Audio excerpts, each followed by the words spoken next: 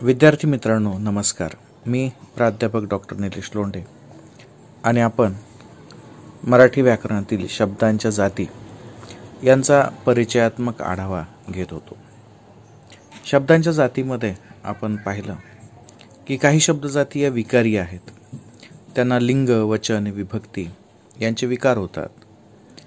तर दुसऱ्या बाजूला काही असे शब्द आहेत की ज्यांना कोणत्याही प्रकारचे विकार होत नाही. आपण एक गोष्ट लक्षात ठेवली पाहिजे की हे जे अविकारी शब्द आहेत हेच खरी भाषा असतात. आपण ज्याला भाषा म्हणतो किंवा जेव्हा आपण मराठी भाषा म्हणतो तेव्हा नाम सर्वनाम हे दुसरीकडून येऊ शकतात. नाम येऊ शकतं, सर्वनाम येऊ शकत नाही. म्हणजे मी हा शब्द आहे त्याच्याऐवजी आय हा शब्द आपण वापरू शकत नाही. परंतु नाम आहे, निलेश हे नाव आहे, याच्याऐवजी तुम्ही रॉबिन, पेन, पेन्सिल अशी नावं वापरू शकता. म्हणजेच भाषेमध्ये असे काही शब्द असतात जे नेहमी येतात, नेहमी त्याचा वापर करावा लागतो आणि ते आपली खरी भाषा असतात. अशामध्ये ज्या शब्दांचा समावेश होतो त्यामध्ये अविकारी शब्द हे प्रामुख्याने येतात. या अविकारी शब्दामध्ये आपण पाहिलं होतं की उभयान्वयी अव्यय हा एक असा प्रकार आहे जो की दोन शब्द किंवा दोन वाक्य यांना जोडण्यासाठी वापरला जातो. आपण मागच्या लेक्चरमध्ये स्वतंत्रपणे उभयान्वयी अव्यय म्हणजे काय याची चर्चा केली होती. त्याच्यानंतर प्रधानत्व सूचक उभयान्वयी अव्यय याची एक स्वतंत्र आपण 10-12 मिनिटाचा एक व्हिडिओ बनवला होता. त्यामध्ये आपण हे पाहिलं होतं की जर दोन्हीही शब्द हे सारख्याच दर्जाचे असतील, दोन्हीही शब्द हे समान असतील, कुणीही कुणापेक्षा गौण नसेल, तेव्हा त्यांच्यामध्ये जो संबंध दर्शविणारे शब्द असतात त्यांना प्रधानत्व सूचक उभयान्वयी अव्यय असं म्हटलं जातं. यानंतरचा जो दुसरा प्रकार आहे त्याला आपण गौणत्व सूचक उभयान्वयी अव्यय असं म्हणतो. गौणत्व या शब्दामध्येच असमानत्व दर्शक हा शब्द अपेक्षित आहे. यालाच आपण असमानत्व दर्शक असं देखील म्हणत असतो. म्हणजे हे जे दोन शब्द आहेत ज्याच्यामध्ये उभयान्वयी अव्यय आलेला आहे यापैकी एकाच दर्जा किंवा एकाचं महत्त्व हे दुसऱ्यापेक्षा कमी आहे. हे दोन्ही शब्द समान नाही आहेत. त्यातला एक गौण आहे तर एक अर्थदृष्ट्या किंवा संरचनेच्या दृष्टीनं हा महत्त्वाचा आहे. तर असे जे शब्द असतात किंवा असे जे वाक्य असतात ज्याच्यामध्ये की एक मुख्य वाक्य आहे आणि दुसऱ्या बाजूला एक गौण वाक्य आहे, तर अशा मुख्य वाक्य आणि गौण वाक्य यांना जोडून येणारा जो उभयान्वयी अव्यय आहे त्याला आपण असमानत्व दर्शक किंवा गौणत्व सूचक उभयान्वयी अव्यय असं म्हणतो. यातलं पहिलं वाक्य किंवा दुसरं वाक्य हे दुसऱ्या वाक्यावर, उर्वरित वाक्यावर आधारित असते. तर आता याचे स्वरूप जे असतं ते अर्थावरून निश्चित होतं. याचे सुद्धा 4 उपप्रकार आहेत. पहिला जो उपप्रकार आहे तो आहे स्वरूप बोधक उभयान्वयी अव्यय. स्वरूप बोधक याचा अर्थच आहे की प्रधान वाक्य जे आहे, प्रधान म्हणजे याच्यातलं मुख्य वाक्य, एक वाक्य जे आहे ते प्रधान वाक्य आहे आणि त्याचा खुलासा किंवा त्याचं विश्लेषण जेव्हा दुसरं वाक्य करतं तेव्हा त्याला गौण वाक्य असं म्हटलं जातं. म्हणजे इथे आपण दिलेलं आहे मी 1 किलोमीटर म्हणजे 1000 मीटर धावलो. आता या ठिकाणी 1 किलोमीटर आणि 1000 मीटर या दोन्हीचा अर्थ सारखाच आहे, परंतु यामध्ये 1 किलोमीटरचं विश्लेषण करण्यासाठी 1000 मीटर अशी एक वाक्यांश वापरण्यात आलेला आहे.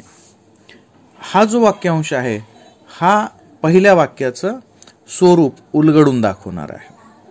आपण म्हणू शकतो की अंतर दाखवताना किंवा एखादी मोजमाप सांगताना त्याचं विश्लेषण करणं हा या प्रकारामध्ये घटक येतो.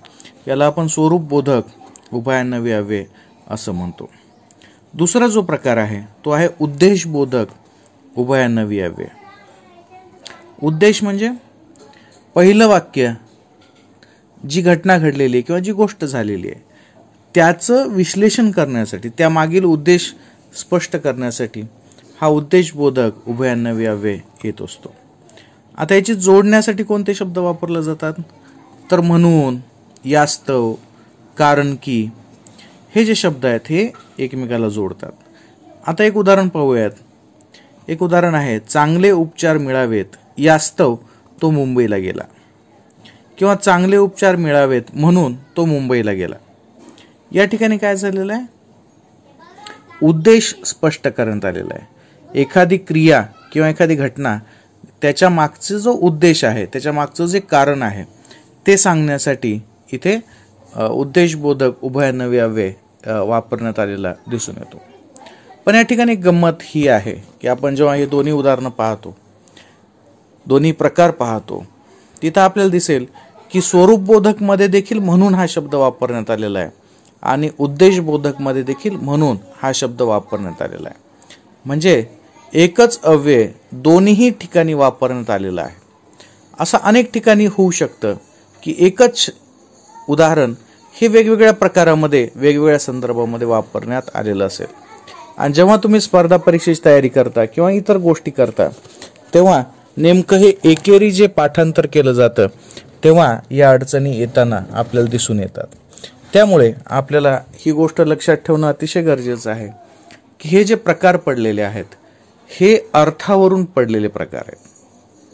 म्हणजे आपण असं म्हणू शकत नाही की हा शब्द आला म्हणजे या ठिकाणी हाच प्रकार घडून येईल, असं अजिबात नाही. या ठिकाणी आपल्याला अर्थाकडे लक्ष ठेवणं अतिशय गरजेचं आहे. पहिल्या वाक्याचा स्वरूप विश्लेषण करून सांगतायत का पहिल्या वाक्याचा उद्देश स्वरूप स्पष्ट करून सांगण्यासाठी उभयान्वयी अव्यय वापरण्यात आलेला आहे हे आपल्याला समजून घ्यावं लागेल, पाहावं लागेल. तेव्हाच आपल्याला त्याचा अर्थ किंवा त्याचा प्रकार, उपप्रकार लक्षात येईल. यानंतर जो तिसरा प्रकार आहे जो की गौणत्व दर्शक उभयान्वयी अव्ययाशी संबंधित आहे. आता त्याला यश मिळाले कारण त्याने खूप मेहनत केली. आता हा जो प्रकार आहे याच्यामध्ये काय चाललेलं, आपण त्याला यश मिळण्यामागचं कारण इथं स्पष्ट करण्यात आलेलं आहे. आणि हे कारण व्यक्त करणं आणि या ठिकाणी कारण, व, का, की हे जे अव्यय आहेत त्यामध्ये प्रधान वाक्यातील क्रिया घडण्याचे कारण हे गौणत्व वाक्यामधून व्यक्त होते. त्यामुळे अशा वाक्यांना कारणबोधक उभयान्वयी अव्यय असं म्हटलं जातं. तर अशा पद्धतीनं हे जे कारणबोधक उभयान्वयी अव्यय आहे हे अतिशय महत्त्वाचं आहे. यामध्ये पहिल्या वाक्य घडण्यामागील कारण हे दुसऱ्या वाक्यामध्ये स्पष्ट करून सांगितलेलं जातं. यानंतरचा जो शेवटचा असा हा चौथा जो उपप्रकार आहे त्याला आपण संकेतबोधक उभयान्वयी अव्यय असं म्हणतो. यामध्ये जेव्हा मुख्य जे वाक्य आहे आणि गौण जे वाक्य आहे हे जर तर किंवा जरी तरी या उभयान्वयी अव्ययामुळे जोडले जाऊन त्यातून संकेत व्यक्त होत असेल तर त्या अव्ययांना संकेतबोधक उभयान्वयी अव्यय असं म्हणतात.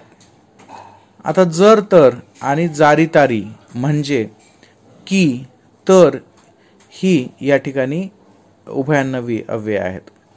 आता उदाहरणार्थ आपण पाहू शकतो की जर दळण आणलं तर स्वयंपाक होईल, नोकरी मिळवली म्हणजे गाडी घेऊन देईल. या ठिकाणी पहिल्या वाक्यामध्ये जो संदर्भ दिलेला आहे त्याचाच संदर्भ हा दुसऱ्या वाक्यामध्ये अधिक उलगडून दाखवण्यात आलेला आपण पाहू शकतो. तर अशा प्रकारे गौणत्व दर्शक या प्रकाराच्या अंतर्गत हे 4 उपप्रकार आपल्याला दिसून येतात. पहिला आहे स्वरूपबोधक, दुसरा आहे उद्देशबोधक, तिसरा आहे कारणबोधक आणि चौथा आहे संकेतबोधक. तर या 4 उपप्रकारामध्ये हा उभयान्वयी अव्ययाचा भाग हा विभागलेला आहे. यामध्ये जे अव्यय आहेत ते इकडे तिकडे जाऊ शकतात. त्यामुळे नेमकी परीक्षेमध्ये या संदर्भामध्ये खूप अडचणी येतात आणि ह्या अडचणी आपल्याला जर सोडवायच्या असतील तर आपण प्रत्ययाकडे लक्ष न देता किंवा अव्ययाकडे लक्ष न देता त्याच्या अर्थाकडे आपण लक्ष दिलं पाहिजे. बरेचसे अर्थ हे एकमेकांमध्ये मिसळलेले असतात. सहजपणे समजून येत नाही की हे संकेतबोधक आहे का, याच्यामध्ये आपल्याला उद्देशबोधक असं स्वरूप केलेलं आहे. तर यासाठी आपल्याला सराव करावा लागेल आणि त्या सरावातून खूप काही गोष्टी आपल्याला समजू शकतील. तर आपण इथं थांबूयात. आपण या प्रकारासाठी भरपूर वेळ दिला, कारण की हा जो प्रकार आहे उभयान्वयी अव्ययाचा, हा अतिशय महत्त्वाचा आहे. जे गोंधळ विद्यार्थ्यांच्या मनामध्ये असतात किंवा परीक्षेमध्ये ज्या अडचणी येतात, या शक्यतो उभयान्वयी अव्ययाशी संबंधित असतात. कारण की उभयान्वयी अव्यय हा ओळखण्यासाठी सोपा आहे, समजून घेण्यासाठी सोपा आहे, परंतु त्याचे जे उपप्रकार आहेत जे की परीक्षेमध्ये प्रामुख्यानं विचारले जातात, विद्यापीठीय परीक्षेमध्ये नाहीत विचारले जात एवढे सखोल पद्धतीनं, परंतु स्पर्धा परीक्षेमध्ये एखाद्या जो परीक्षक असतो पेपर काढणारा, त्याला जर ही संधी हवी असेल की आता आपल्याला कुठं यांना काठिण्य पातळी वाढवायची आहे किंवा विद्यार्थ्यांना कठीण प्रश्न कुठे विचारले जाऊ शकतात, तर या उपप्रकाराच्या अंतर्गत, उभयान्वयी अव्ययाच्या उपप्रकाराच्या अंतर्गत हे प्रश्न सहजपणे अतिशय कठीण होऊ शकतात. त्यामुळे थोडंसं काळजीपूर्वक केवळ प्रत्यय न पाहता आपण अर्थ समजून घेऊन याचे उपप्रकार समजून घेतले पाहिजेत. तर अशा पद्धतीने आज आपला हा जो भाग आहे उभयान्वयी अव्ययाचा हा संपलेला आहे. याच्या खाली तुमच्या सगळ्या विद्यार्थ्यांना प्रश्नपत्रिकी ऑब्जेक्टिव्ह टाईप प्रश्न असलेला एक गुगल फॉर्म मी दिलेला आहे, तो तुम्ही भरा आणि त्यातून तुम्ही तो सराव करा की आपल्याला किती समजलेले आहेत हे मुद्दे, हे तुमच्या आपोआपच लक्षात येईल. तर इथं आपण थांबूयात. धन्यवाद.